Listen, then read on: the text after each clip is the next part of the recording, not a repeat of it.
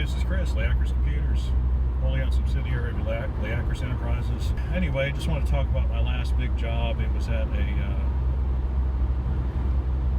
it's an architectural wood manufacturing operation.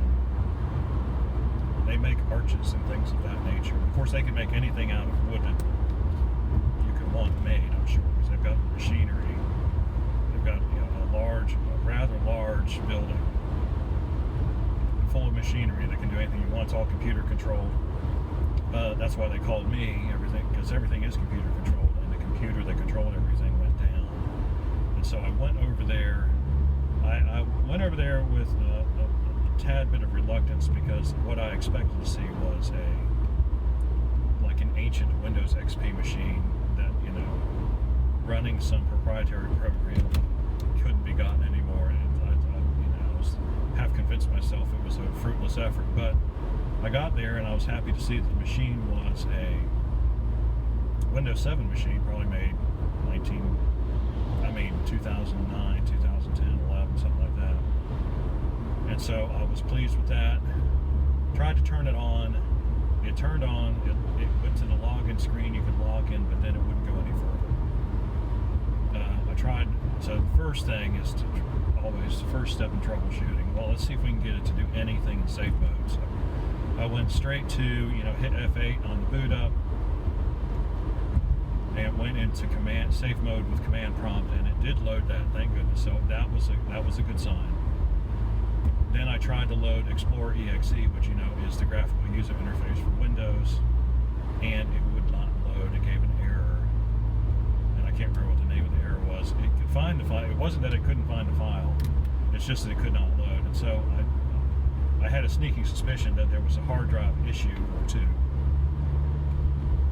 and that Windows couldn't load Windows Explorer because there were some bad sectors of the hard drive within the area that Explorer occupied on the hard drive. And so I told him I'd see what I could do. So I took the machine with me. My original plan was to take the machine home, go back into safe mode with command prompt, and run check disk with the R flag. And what that does is it will, my first thing to do was to run Crystal Disk Info, which checks the hard drive itself. It checks the smart information stored on the drive. It tells me if there's any bad sectors or whatnot, any kind of problems with the drive. And it did, in fact, tell me that there were a few dozen sectors that were not just reallocated; they were just plain bad, which I had never seen that before on a hard drive. Usually, what you get is, there's some sectors that have gone bad, we reallocated it. It tells you how many it's reallocated, blah blah blah. This one, it just said on that particular line of info, they're just plain bad. So that means pretty much unrecoverable. Forget it. Don't even try to get the information out of those sectors. And so then my next plan was to run check disk R, because check disk R with the R flag will fix a lot of file system problems. And so that's what I was hoping it would do. I was hoping it could find Windows Explorer, which is just called Explorer EXE, could find that area of data and salvage that file so that Windows would start. So I booted off a boot disk, a Windows PE boot disk, and ran check disk, and it got to the file area and it froze not far into. It didn't freeze, but it stopped scanning not far into the file area. And so I let it sit for about 15 minutes and chew on that. Nothing happened. I restarted the machine again. The same procedure. Ran check disk with the R flag. Got to exactly the same spot. That's when I knew there was definitely that those dead sectors were definitely in a bad area of the disk as far as the operating system is concerned. And so the next step was, of course, to run DD Rescue, which is a Linux utility, and what it does, it will make a sector by sector copy of the entire hard drive to another hard drive. The only caveat is that the hard drive you're copying to has to be equal to or larger than the drive than the source drive. So the destination drive has to be bigger than the source drive. So I got my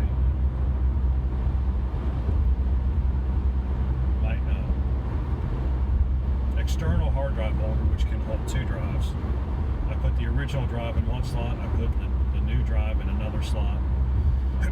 Ran DD Rescue. It's important when you're running DD Rescue to make sure you know which disk is your source and which disk is your destination, because if you get backwards, then you just screwed yourself, because it's not going to, it's going to overwrite all the data you're trying to save. So you have to be very careful about that. It's command line. A lot of people aren't comfortable with command line. There aren't any warnings that say, hey, you're about to screw up. It's just like, if whatever you enter on the command line, if it's a valid command, it's going to do it. So the value of DD Rescue is that what it will do, it will start going through the hard drive and start copying data immediately. If it hits a sector that it cannot read right away, it will just skip right over it and go to the next sector. And every time it hits a sector that it cannot read, it will just skip right over it. And the idea is it tries not to put the drive through too much work, at the least amount of work it can put the drive through, to get the most amount of data it can get. So the first pass is simply let's get all the stuff that we can read like a normal hard drive.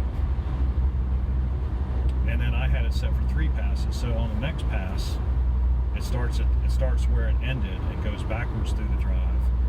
And it'll try harder to read those sectors that it'll just skip over the sectors it's already read successfully.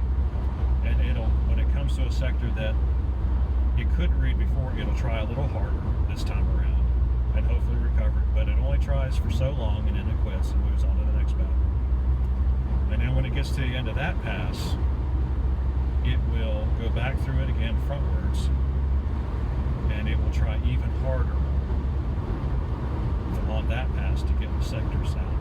And you can set it for infinity, because you can stop the program at any time and restart it and see what you've got.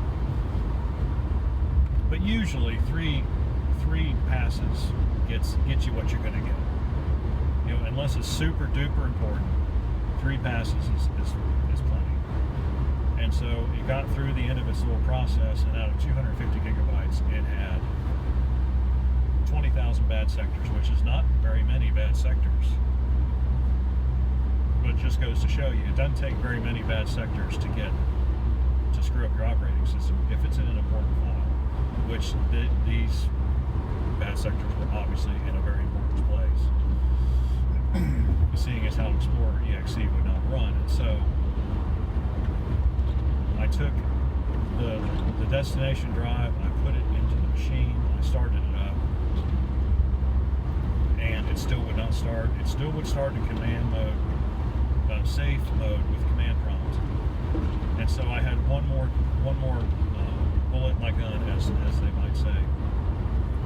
I had the system file checker command, SFC with the scan now flag. And what the SFC, it's a very useful program. What it does is it will go through a Windows installation, and if it finds files that aren't there, or if it finds files that aren't working, or find files that are flagged as bad, it will just replace those files. And so it did that. Just to make a long story short, I know we're kind of dragging here. To make a long story short, I ran SFC with the scan now flag, and it did its deal. I started the computer back up, got to the login and the login information, and boom, I was on the desktop in no time. And so that part of the computer was fixed. Then the next part was to find that program, and I knew it was in a VMware virtual machine. And so I looked on the well, first I tried to start it because VMware's on the desktop, so I just started VMware and said, well, hey, find this. There's Windows XP. Let's try to start it. And it said it wasn't a valid image. So then I had to go digging through the file system, And I found that the files that were necessary to run the virtual machine were missing. Some of them were there, but the most important, like the virtual hard disk file, was not there, and the command that started up the virtual machine was not there. And I thought, this is just a bit much to believe that 20,000 bytes wreaked so much havoc on this setup. I mean, I just couldn't believe it. But I searched through the hard drive. There were no other virtual machines, and so it's like, well, we're just going to have to try to reinstall the programs that these guys need to get their machines running again. And so it's like, well, I called the owner, told him what was going on. So I took the machine over there the next morning, hooked the machine back up, and lo and behold, I had not noticed that there was it was a really old style external hard drive enclosure sitting. It was under some papers or something. I didn't see it when I disconnected all the USB cables. And I thought, well, what's on this drive? And lo and behold, there were all the files that were necessary to run their machines. They were in a virtual machine. They were on this external hard drive. I pointed VMware back to where it was supposed to be pointed to the first time, and lo and behold, the XP machine booted up, and there were all the files that they needed, and it was successful. And it was an awesome experience to be able to help them that way.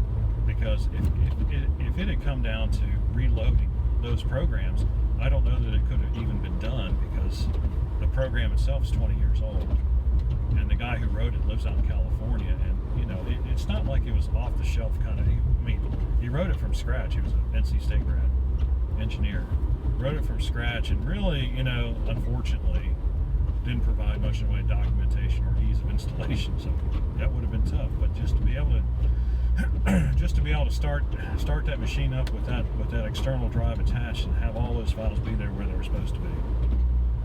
And of course, the owner was very happy, and so that made me very happy. And it's like, well, they paid me double what I charged them to, which was like, that made me even more happy. So I really appreciated that. So that was my experience last week with. Well, I just wanted to. What I really wanted to do was just point out, like there's steps. You go through certain things, troubleshooting a machine, and you try to follow that procedure. There's procedures that you follow. It's a flow chart, really, but I haven't written it down. It's in my head. So, well, if this doesn't work, then I have to go to that. If this does work, then I can go to this. And sometimes you have a part of your flow chart that, well, if that external drive's not there, then what do we do, right? But fortunately, the external drive was there and everything worked out. Okay, have any questions or comments? Leave them in the section below. Like and subscribe. We appreciate it when you do. We'll see you on the next video.